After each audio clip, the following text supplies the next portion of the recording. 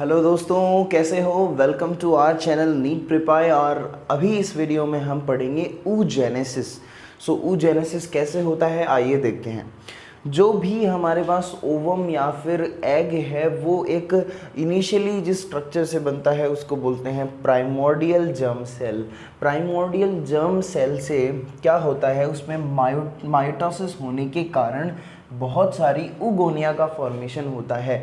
ठीक है, ये जो फेज़ है इसको बोलते हैं मल्टीप्लिकेशन फेज़। और मल्टीप्लिकेशन फेज़ में क्या होता है, प्राइमोर्डियल जर्म सेल में माइटोसिस होने से बहुत सारे उगोनिया फॉर्म हो जाते हैं। और ये जो काम है ये कब तक हो जाता है, ये 25th week of intra uterine life, यानी इंट्रा यूटेराइन लाइफ का जो 25वां हफ्ता है, 25th वीक है, तब तक उगोनिया फॉर्म हो जाते हैं। अब ये जो उगोनिया है ये ग्रोथ करके क्या बनाएंगे, प्राइमरी oocyte बनाएंगे। अब ये जो oogonia है ये ग्रोथ करके क्या बनाएंगे, प्राइमरी oocyte बनाएंगे। प्राइमरी oocyte जैसे कि हम देख पा रहे हैं यहाँ पर ये क्या है, डिप्लॉइड है। प्राइमरी oocyte जैसे हम देख पा रहे हैं क्या है, डिप्लॉइड है। ठीक है, अब ये प्राइमरी oocyte मियोसिस करना स्टार्ट करेगी। क्या करेगी, अब ये प्राइमरी oocyte मियोसिस करना स्टार्ट करेगी। लेकिन जब मियोसिस 1 हो रहा होगा ना, जब ये प्रोफेज पे जाएगी ना, तब वहाँ पर प्रोफेज में एक फेज आती है ना डिप्लोटिन।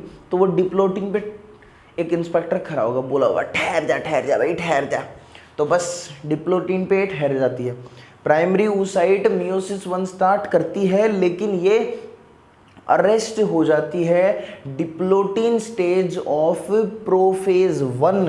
ओके, मियोसिस 1 के प्रोफेज 1 के डिप्लोटिन पर ये अरेस्ट हो जाती है। ठीक है, arrested first meiotic division in prophase stage at birth.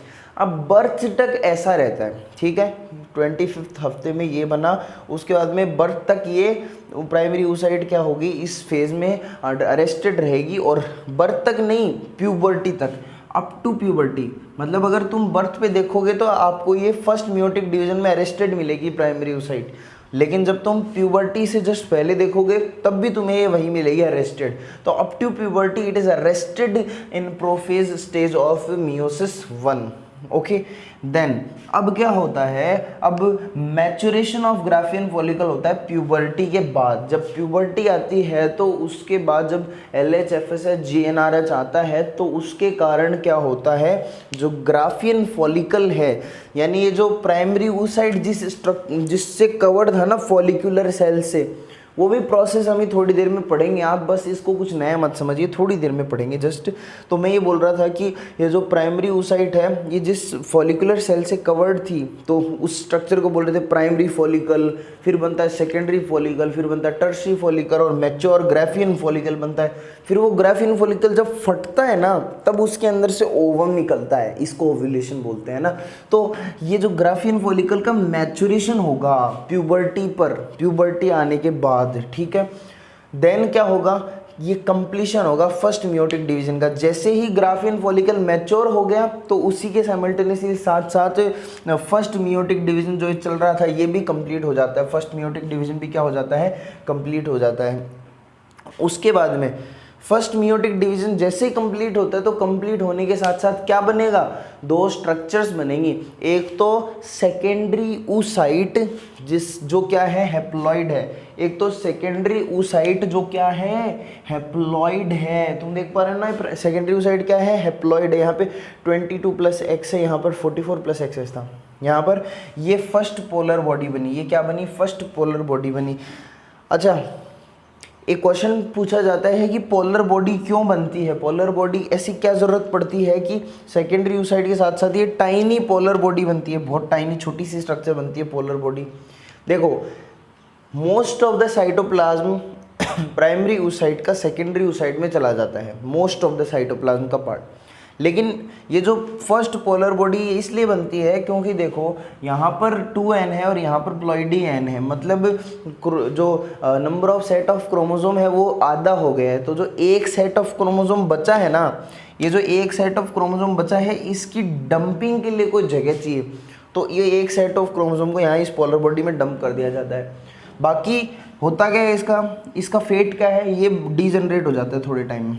ये डीजनरेट हो जाता है, ठीक है। उसके बाद में ये सेकेंडरी oocyte जो है ये आगे अपना काम करता है। सेकेंडरी oocyte के अंदर फिर सेकेंड मियोटिक डिवीजन स्टार्ट होता है, सेकेंड मियोटिक डिवीजन स्टार्ट होता है सेकेंडरी मियोसाइट के अंदर, लेकिन फिर ये अरेस्ट हो जाती है। इसने कोई लगता है कोई जुर्म किया है पहले के ज़माने में, तो इसलिए बार बार अरेस्ट हो रही है। तो सेकेंडरी oocyte फिर अरेस्ट हो गई बेचारी, लेकिन इस बार कौन सी स्टेज पे अरेस्ट हुई, देखो अरेस्टेड एट मेटाफेज स्टेज। इस बार ये मेटाफेज स्टेज पर अरेस्ट हुई है। कहाँ पर, ये इस बार मेटाफेज स्टेज पर अरेस्ट हुई है। मियोसिस सेकंड की जो मेटाफेज स्टेज है, मेटाफेज सेकंड, उस पर अरेस्ट हुई है, ठीक है।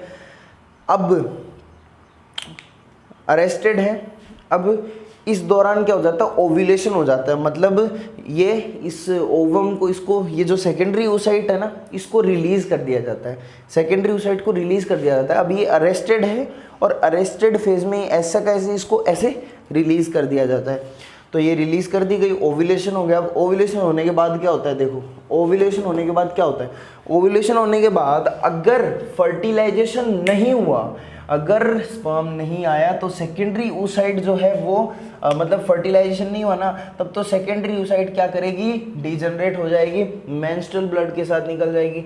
लेकिन अगर फर्टिलाइजेशन हुआ, तो फर्टिलाइजेशन हुआ तो क्या होगा, यहाँ पर फर्टिलाइजेशन होता है ना, तब स्पर्म आया, तो स्पर्म आकर के जब जैसे ही जोना पेलुसिडा से टकराता है, तो वैसे ही कुछ रिफ्लेक्सेस होते हैं, कुछ प्रोसेसेस होती हैं, और ये सेकेंड मियोटिक डिवीजन जो है ये कंप्लीट हो जाता है।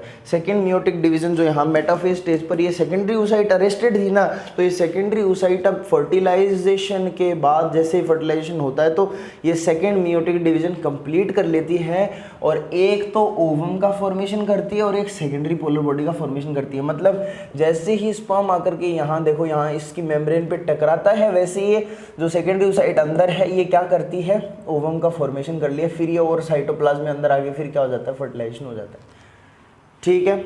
समझ गए, जैसे स्पर्म यहाँ पे टकराता है यानी फर्टिलाइजेशन होने वाला होता है, तब ये कंप्लीशन कर लेती है सेकंड मियोटिक डिवीजन का, ओवम बना लेती है। ओवम भी क्या है, हैप्लॉइड स्ट्रक्चर है, गैमेट तो हमेशा हैप्लॉइड होते ही हैं, और साथ में सेकंड पोलर बॉडी का फॉर्मेशन करती है। सेकंड पोलर बॉडी भी क्यों, सेकंड पोलर बॉडी इसलिए, वही कारण है बनाने का, और सेकंड पोलर बॉडी जो है ये और भी ज़्यादा टाइनी होती है, बहुत छोटी स्ट्रक्चर होती है, और ये भी डिजनरेट कर जाती है बाद में। ओके, तो ये सारी प्रोसेस थी oogenesis की। तो आई होप आपको ये समझ में आया होगा, इसको नोट कीजिए, अच्छे से समझिए, और पुराने वीडियोस भी देखिए इसके चैप्टर के बाकी के पार्ट्स, और आगे के पार्ट्स में हम जब फॉलिकुलर डेवलपमेंट पढ़ेंगे तब ये सारी चीज़, ये जो प्रोसेस है ये पूरी वापस पढ़ाई जाएगी, वापस पूरी की पूरी प्रोसेस आएगी। तो चलिए अपना ध्यान रखिए, पढ़ते रहिए। Meet you in the next video, till then take care, bye bye.